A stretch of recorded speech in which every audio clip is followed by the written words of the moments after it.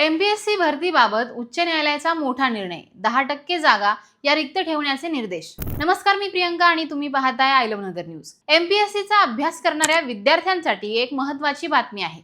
महाराष्ट्र लोकसेवा आयोगाच्या म्हणजेच एमपीएससीच्या माध्यमातून 29 डिसेंबर 2023 रोजी प्रसिद्ध करण्यात आलेल्या जाहिरातीच्या आधारे सुरू असलेल्या भरती प्रक्रियेमध्ये निवड झालेल्या उमेदवारांना रुजू होण्यासाठी मुंबई उच्च न्यायालयाने परवानगी दिली आहे। मात्र या पदांपैकी 10% पदं हे रिक्त ठेवण्याचे निर्देश न्यायालयाने दिले आहेत।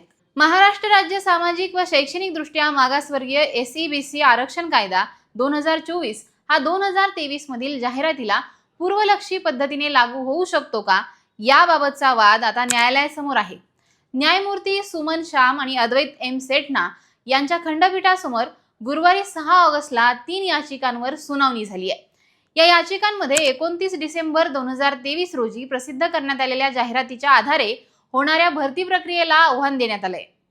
आता नेमका हा वाद काय आहे ते जाणून घेऊयात। सामान्य प्रशासन विभाग, जलसंधारण विभाग तसेच महसूल व वन विभागातील गट अ आणि गट ब संवर्गातील तब्बल 274 पदांसाठी ही जाहिरात प्रसिद्ध करण्यात आली होती। जाहिरात जेव्हा प्रसिद्ध झाली त्यावेळी एसईबीसी समाजासाठी स्वतंत्र आरक्षणाची तरतूद ही करण्यात आलेली नव्हती। त्यानंतर 2024 मध्ये एसईबीसी म्हणजेच मराठा आरक्षण कायदा हा लागू झाला।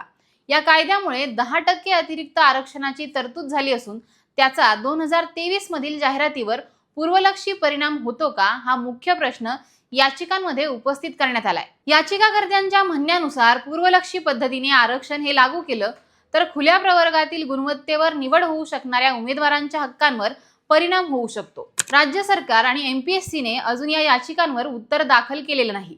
उत्तर दाखल करण्यासाठी 2 आठवड्यांचा वेळ हा मागण्यात आलाय। न्यायालयाने ही मागणी मान्य केली असून या प्रकरणाची पुढील सुनावणी 3 सप्टेंबर 2026 ला होणार आहे। अंतिम निर्णय होईपर्यंत निवड प्रक्रिया थांबवण्याऐवजी निवड झालेल्या उमेदवारांना संबंधित पदांवर रुजू होण्याची परवानगी देण्यात आली आहे। मात्र एकूण पदांपैकी 10% पदं हे रिक्त ठेवण्याचे अंतरिम निर्देश न्यायालयाने दिले आहेत। याचिकाकर्ते अंतिम सुनावणीमध्ये यशस्वी ठरल्यास त्यांना या पदांवर सामावून घेता यावे, हा त्यामागील उद्देश आहे। सध्या जॉईन होणाऱ्या उमेदवारांची नोकरी, त्यांची सेवा ज्येष्ठता म्हणजे सिनियरिटी आणि हक्क हे कोर्टाच्या 3 सप्टेंबरच्या किंवा अंतिम निकालावरच अवलंबून असणार आहेत। थोडक्यात सांगायचं झालं तर निवड झालेल्या उमेदवारांना कामावर रुजू होता येईल, पण 10% जागा राखून ठेवल्या जातील आणि संपूर्ण भरतीचा अंतिम निर्णय हा 3 सप्टेंबरच्या सुनावणीनंतरच स्पष्ट होणार आहे। तुम्हाला या निर्णयाबद्दल नेमकं काय वाटतं हे आम्हाला कमेंट करून सांगा आणि पाहत राहा आय लव्ह नगर न्यूज।